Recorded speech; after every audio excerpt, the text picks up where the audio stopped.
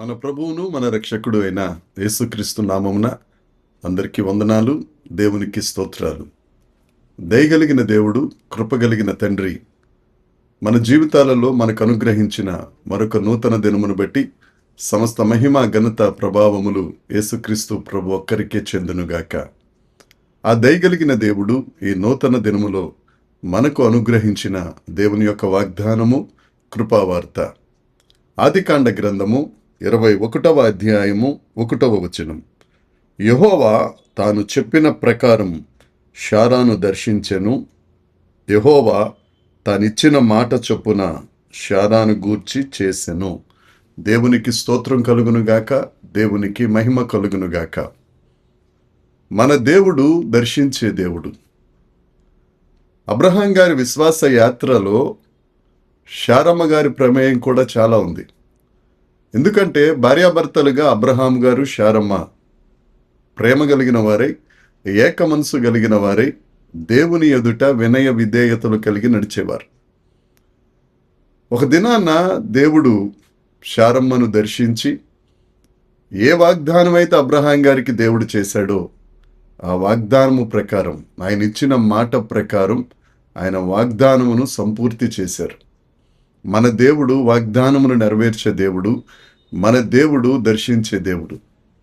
నా ప్రియ సహోదరి సహోదరులారా, దేవుని చేత దర్శించబడాలని, దేవుని ప్రభావం మనం చూడాలని, దేవుని ప్రభావం మనం కలిగి ఉండాలని ఎప్పుడైనా ప్రార్థన చేస్తున్నారా? మనం ప్రార్థన చేస్తే మనల్ని దర్శించడానికి సిద్ధ మనసు కలిగిన వాడు మనం నమ్ముకొనిన యేసుక్రీస్తు ప్రభు. మనం ఉన్న నిరాశలో, మనం ఉన్న నిస్పృహలో, మనం ఉన్న ఇబ్బందిలో, మనం ఉన్న లోటులో నన్ను పట్టించుకునేవారు ఎవరు లేరండి, నన్ను దర్శించేవారు ఎవరు లేరని బాధపడుతున్నావా? నిన్ను దర్శించడానికి సిద్ధంగా ఉన్న దేవుడు ఒక ఆయన ఉన్నారు. ఆయన పేరే యేసుక్రీస్తు ప్రభు. అబ్రహాము, శారమ్మలకు చాలా లోటుంది. వారు బహుకాలము కలిసిన వృద్ధులైపోయారు. అయితే దేవుడు వారికి ఇచ్చిన వాగ్దానం ప్రకారం వారిని దర్శించాడు. వారి లోటును తొలగించాడు. వారు పొందిన అవమానమును తీసివేసి వారిని కటాక్షించి అనేక జనములకు తండ్రిగా, అనేక జనములకు తల్లిగా అబ్రహాము, శారమ్మలను దేవుడు ఏర్పాటు చేశారు.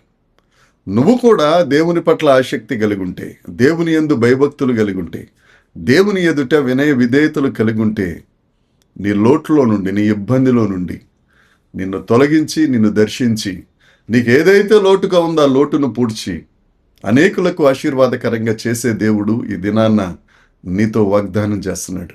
ఆయన మనలను దర్శించే దేవుడు. ఆయన మనకిచ్చిన మాట చొప్పున నెరవేర్చే దేవుడు. దేవునికి స్తోత్రం. న్యాయాధిపతుల గ్రంథము 13వ అధ్యాయంలో మనోహ భార్య మనకు కనబడతారు.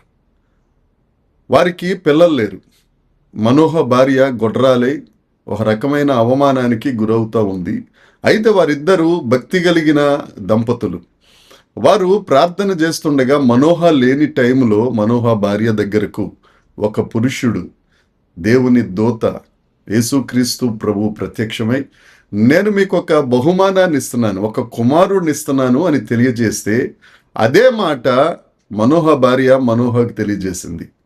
అయితే మరొకసారి మనోహ కూడా దేవుని సన్నిధిలో భక్తి కలిగి ఎడతెగక ప్రార్థన చేస్తే మరొక్కసారి దేవుని దూత యేసుక్రీస్తు ప్రభు దర్శనమిచ్చి ఏ వాగ్దానం అయితే తన భార్యకు చేశారో అదే వాగ్దానమును మనోహకు కూడా తెలియజేసి ఒక శక్తి కలిగిన, బలము కలిగిన ఒక కుమారుడు మీ ఇద్దరికీ కలుగుతారని వాగ్దానం చేశారు. ఆ వాగ్దానం నెరవేర్చబడింది.